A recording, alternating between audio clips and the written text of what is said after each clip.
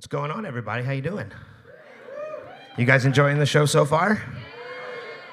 Here we are on a Sunday. Some of you guys were lucky enough to come in for the book signing to meet Rainn a little bit ahead of time. But my guest for this panel, if you weren't here for it, he is an actor, author, podcaster, spiritualist. There are so many things on his list of accolades. Too many to mention. Ladies and gentlemen, make some noise for my guest, the one and only Mr. Rainn Wilson.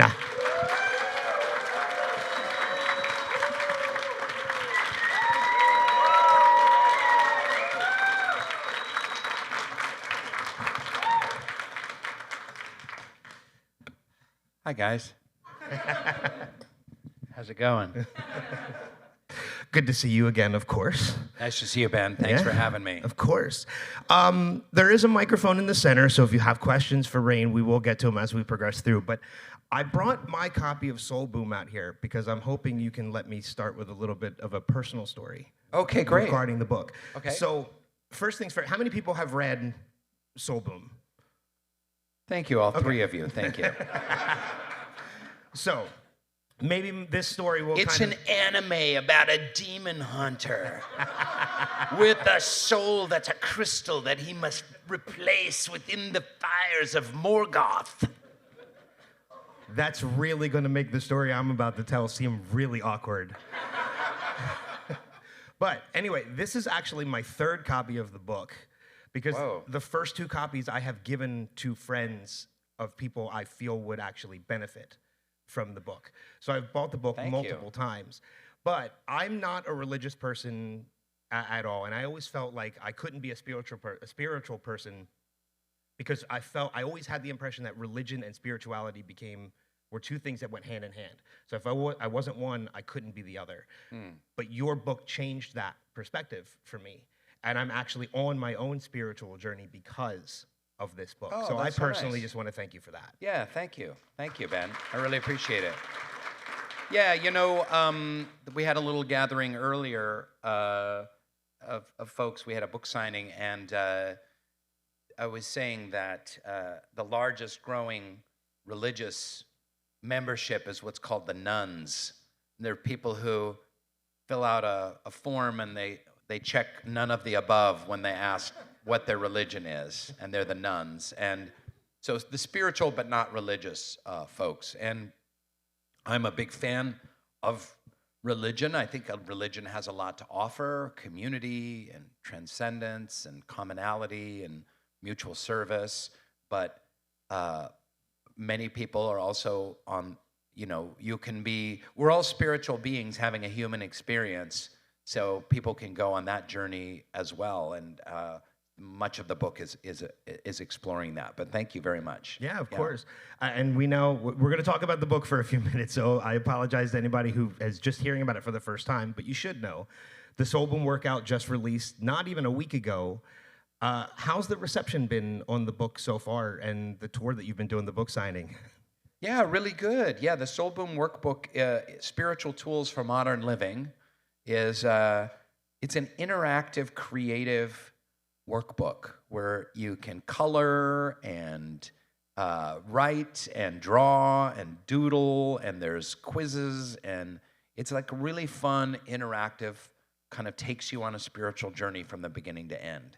So what's the reception, Ben? I don't really know because it's literally been out for like 5 days. But I think people are really digging it and thinking that this is something that, the world could really benefit from, or that people's personal lives could really benefit from. And we're hoping that people can do it in groups too. So you get your D&D group together, and then after your campaign, or before your campaign, you just do half an hour of writing from this book to kind of get deep and philosophical with each other. Would be a fun addition. Did you always have the idea of the Soul Boom workout or workbook? It could be a workout workbook when Soul Boom was released, or was this an idea that came later? No, it kind of came later. People really loved the book, and they were like, but there were a lot of people like, what do we do? This is great ideas in here, but how do I put them into practice, or what do I do? So this was kind of like, well, you can read the Soul Boom book and then be inspired, and then this will take you on a journey, and hopefully by the end of it, you'll have really found some ways that you want to explore and express your spiritual reality. Okay, that's great. I'm looking forward to diving into it myself. Yeah, So. Dwight would hate it. So that was actually going to be another question I was going to ask. Is Yeah. if Dwight Schrute had a copy of Soul Boom and the Soul Boom workbook, what do you think would come from that? No, Dwight probably belongs to a very obscure, really far-right sect of some obscure Amish form of Protestantism that is really draconian, you know, where they make their own coffins and use blood and mud to seal the coffins and sacrifice goats. I don't know what, but he would think this is all a bunch of bullshit. So. Speaking of Dwight Schrute, we might as well get into it. You know, even after all this time, how does it feel to know that you pretty much embody the version of one of the most quotable TV characters of all time, sometimes to a fault where there are people that are quote things to you that Dwight didn't even say, like Bears beats Battlestar Galactica. Yes. The most famous quote that people ask me to write down or say is a quote that I never said. Yeah.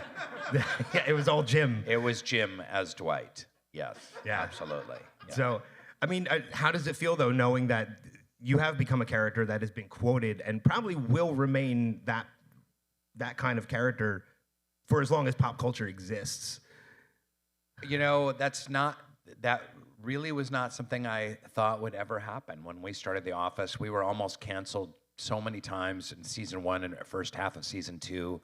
And, you know, the idea that you would walk into a Target and there would be like an aisle of Dwight mugs and keychains and bath mats and, you know, everything. There's always showing me it's like Dwight toilet paper or something. You know, it's like, Jesus.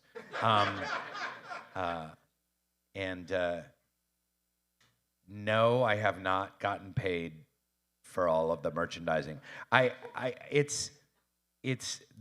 have gotten an astonishing little amount of money considering how much my face is on Hallmark cards and bobbleheads. Yeah. And then it's nuts. But yeah, I had no idea it would be so iconic. And you know, he's a pretty extreme out there character, but I try and ground him in.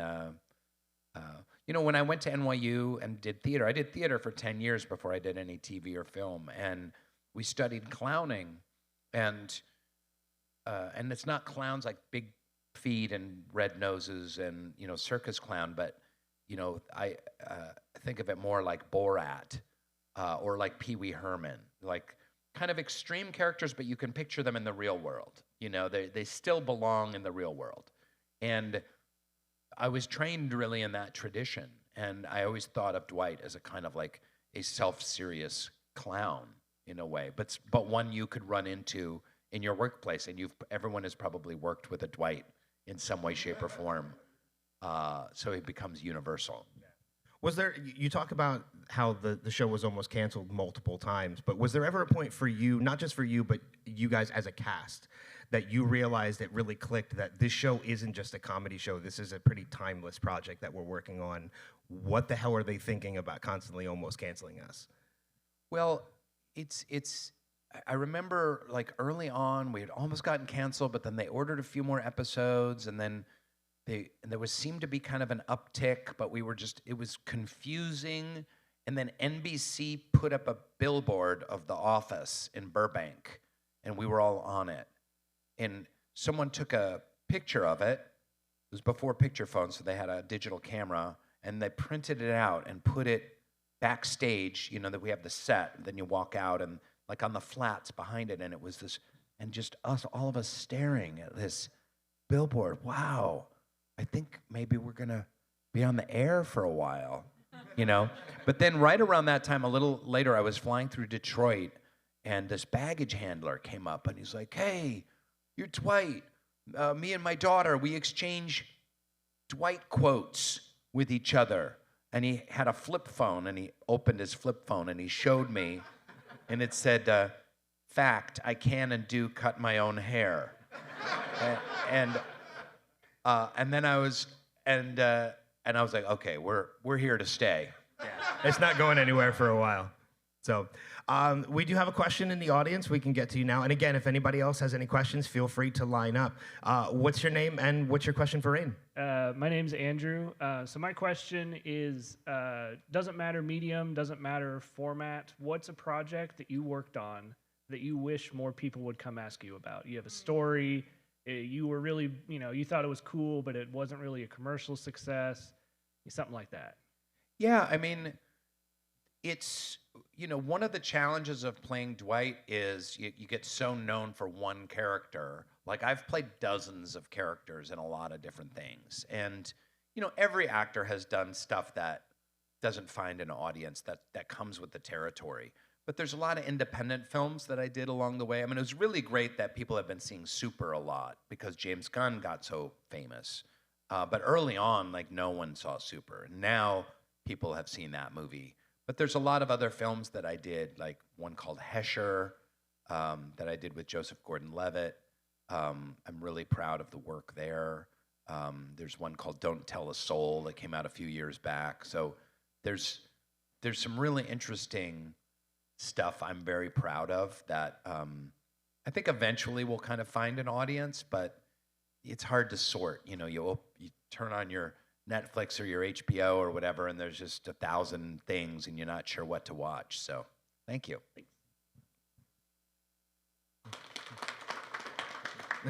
Hi, name's Dave. I was actually going to mention Super because that seems to be the forgotten James Gunn film between Slither and the Guardians of the Galaxy. And that was like a typical James Gunn film, pretty out there, but it had such a powerful ending, I thought, the last 5 or 7 minutes. Any thoughts about, or stories about the making of the film, and what you thought of the overall product or film? Yeah, Super is one of the things I'm the most proud of. I really loved playing Frank Darbo, and he had so many colors that James brought to the character. He's deranged, but he's also has big-hearted and heartbroken and delusional but relatable at the same time. So it's just a great character. And we've talked through the years, like, could there be like, what about an animated show of Super, of the Crimson Bolt or something like that? We talked about that, and even talked about a live action. But I think that it's not something James could be involved with, so it would be tough to make something like that. So I think it's better to just kind of let it be. Thank you. Thank you. Hello, Rainn. I'm Ray, a.k.a. Clancy from 21 Pilots. So my question is, what was one episode that you just didn't really care for to do? And what was one episode you just had a hard time making it through because you guys were just vibing off each other, laughing, having a good time? Well, that's a great question. I haven't been asked that one before. Yes! Yeah! I think, the hardest episode to film was the fun run. It was not very fun. And it was a heat wave, and it was like 102 in the valley when we were shooting that. Oh, you're in the valley. And we'd have to kind of jog and film and then stop and like get into an air-conditioned van and drive back and then get out and jog and film, and like it was, and you get sprayed down with sweat, and so that was really difficult to make it through, but it ended up being just a classic episode. And we were so lucky because we always got along, and we always had a great time, filled with laughter. And I think that is one of the reasons the show's so successful, is it's really contagious and comes through. And I remember we had a guest director come on the set in like season 6 or 7, and he's like, I can't believe you guys have been working together for 6 or 7 years, and you're still so, you still like each other, and you're still hugging and high-fiving and laughing, and that's pretty rare on a TV show. So we're really lucky. Awesome. Thanks. Thank you very much for coming All on. right. Appreciate you. You know, a good indication of that is I've watched the series a number of times through as well, but one of the other things I've watched a number of times, probably almost as many times, is you can find a blooper reel or a gag reel on YouTube that's over an hour long of like the entire series. And it's just, if you haven't seen it, I recommend going to find it. And it just gives you such a good indication as to how much fun you guys had throughout the entire run of the show. Yeah, absolutely. Yeah. You are evil like a hobbit. Yes. Hello again, Rainn. Hi. My name's Chris, again, but you probably remember. Everyone needs to look at Chris's awesome Dwight shirt. Okay. Thank you, thank you. Given the immense popularity of the Office spinoff, The Paper, and the renewed interest in The Office, and NBC's, like, I wouldn't necessarily call it reluctance, but NBC is very willing to insert characters from The Office into The Paper vis-a-vis Oscar. What are the chances of a Dwight cameo in The Paper? 0. Oh? Yeah, I mean, I understand why they brought Oscar over to The Paper, and it's a great kind of segue, and it makes sense. And I'm so glad they chose Oscar, because he's a really unsung hero in The Office. Because Oscar wasn't given the most outrageous laughs, you know, like Kevin drops the bowl of chili, you know, and Angela throws sprinkles, and they get the big things. But he was the more low key, but he's such a great comedic presence. He grounds things, but he has a nice wry take on everything. So that makes a lot of sense. But yeah, we can't just be bringing people that live in Scranton over to wherever they are in Ohio to this newspaper. You know, it's a completely different So you couldn't see like some excuse in the story where it was like an assignment or like a sister No, if office. it was a Scranton newspaper, then they could have Dwight come in because he'd been arrested for slaughtering a bull on the freeway or something. Some issue with the bead farm. Yeah. All right. Thank you. Thanks, man. Hello, Mr. Wilson. How are you? Hi, well. I first wanted to just thank you for being such a pivotal part of my favorite iconic franchise, Star Trek, especially your appearance in the best Star Trek film ever, which was Galaxy Quest. I was waiting for that. That has lived with me for a very long time, and I really appreciate you being a part of that. How did you start on this spiritual journey? I'm a nun myself.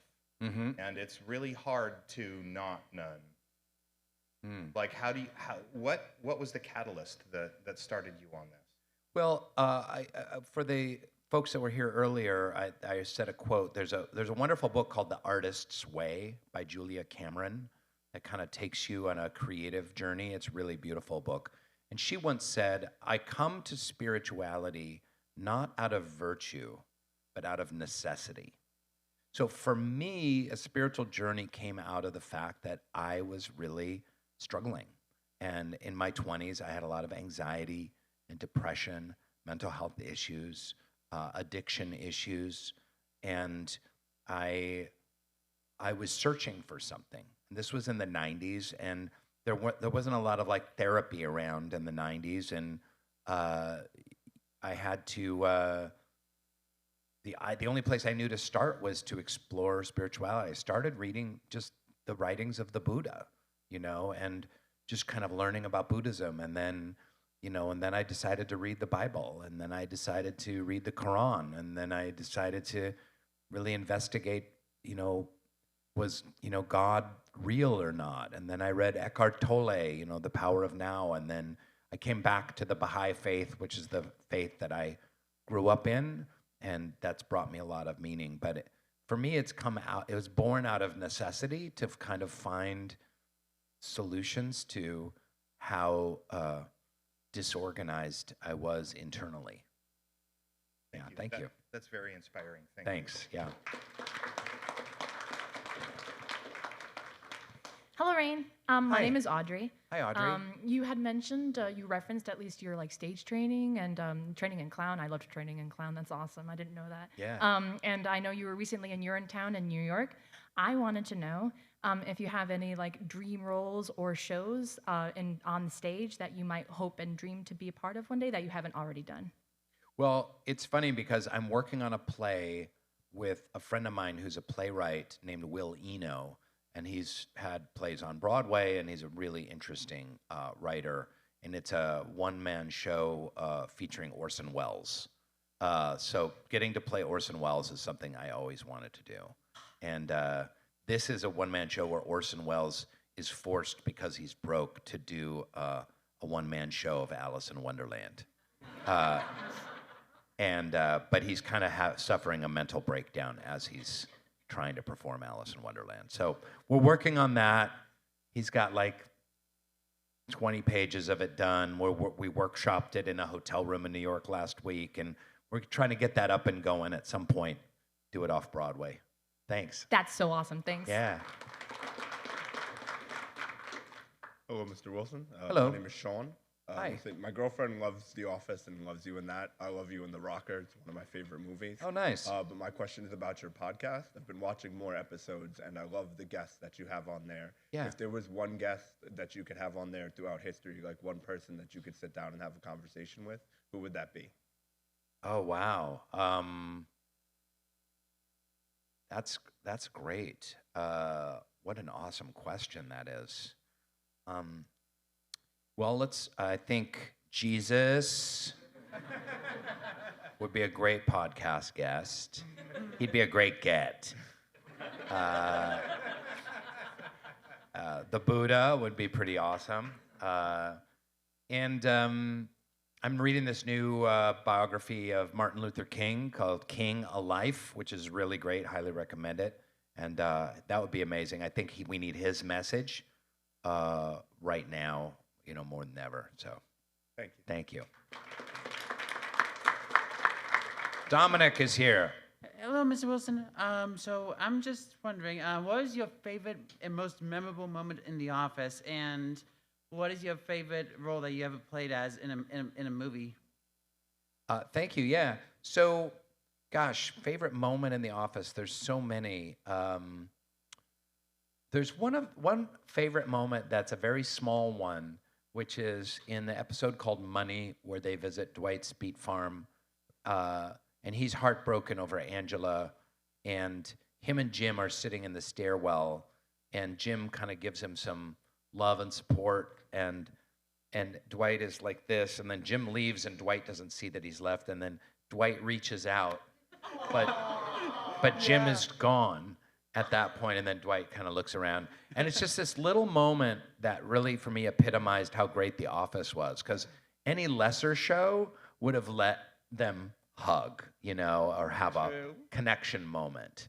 But the fact that it was this missed connection made it very human and kind of sustained the show after that. And my favorite role in a movie, we've talked about a few of them, but I just did this movie called Code 3 that just came out last month. Good movie. And you can download it on Amazon and Apple, rent it. And it's about EMS workers who are really the unsung heroes of our culture. And I'm really proud of that film.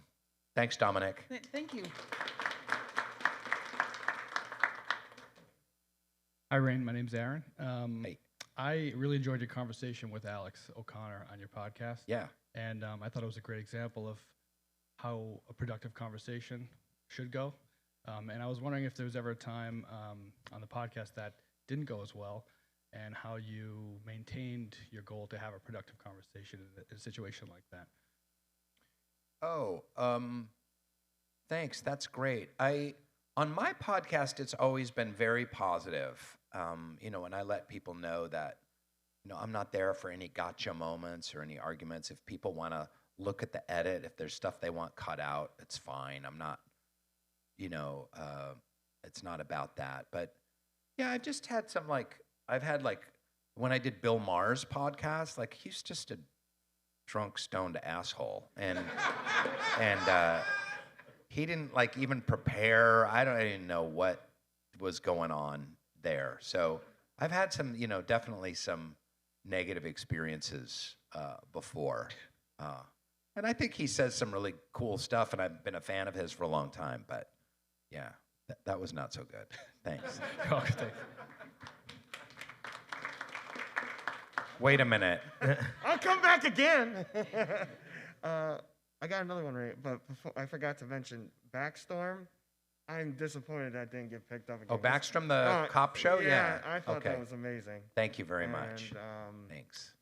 Out of all the people you've worked with or the cameos that came on to The Office, what person that just blew you away, or like you were stuttering over your words because you're just starstruck? Or Well, I loved having Idris Elba on the show, and I was a huge fan of The Wire, and that was really cool to have him like come in and do.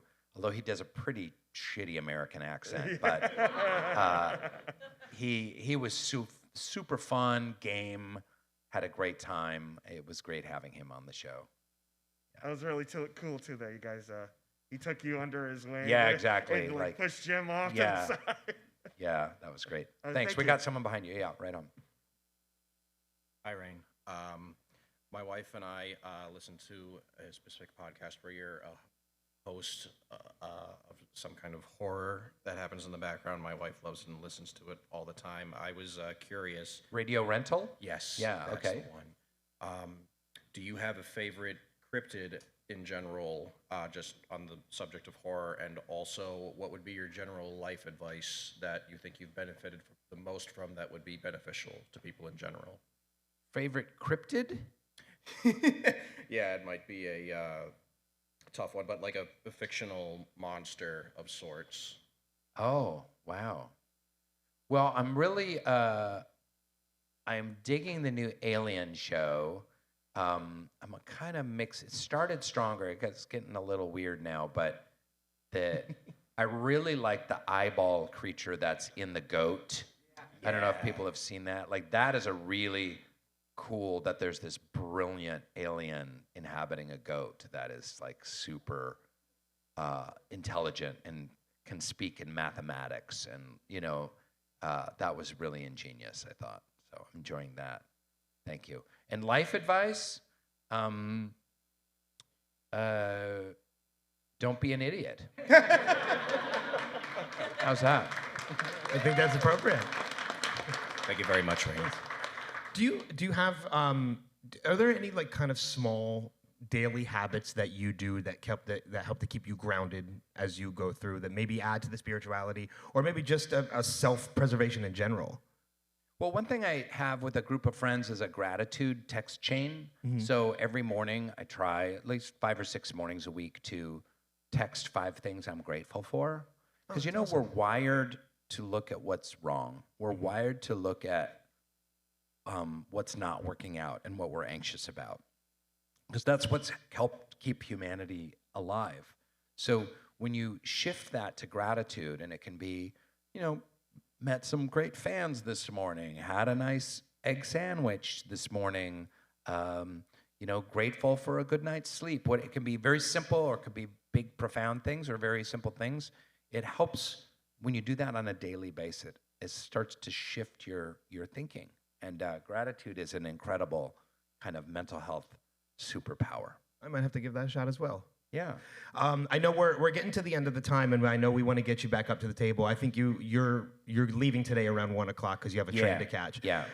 So we want to get you back to the table so that everybody has an opportunity to meet you if they already haven't. Any projects coming up in the future that you kind of want to promote, or that you can promote? Yeah. No. Not really. Can keep working on the Soul Boom podcast. There's a movie I shot last year with Amy Adams called At the Sea, a drama. I'm not sure when that's coming out, and trying to get some other television projects off the ground right now, and excited for people to see Code 3 that just came out last month, and and then I got to write another book. I was actually going to ask anything in the future for Soul Boom as well. Yeah, I have to write a book on the meaning of life. Okay, well, I'll look forward to that one. It's due in a year, so wish me luck. Well, again, I highly recommend Soul Boom to anybody Ben. who hasn't checked it out. Make sure you check out the Soul Boom workbook. He's going to have it up at the table for sale up there as well. But ladies and gentlemen, how about one huge round of applause for my guest, Thanks, guys. Mr. Rainn Wilson.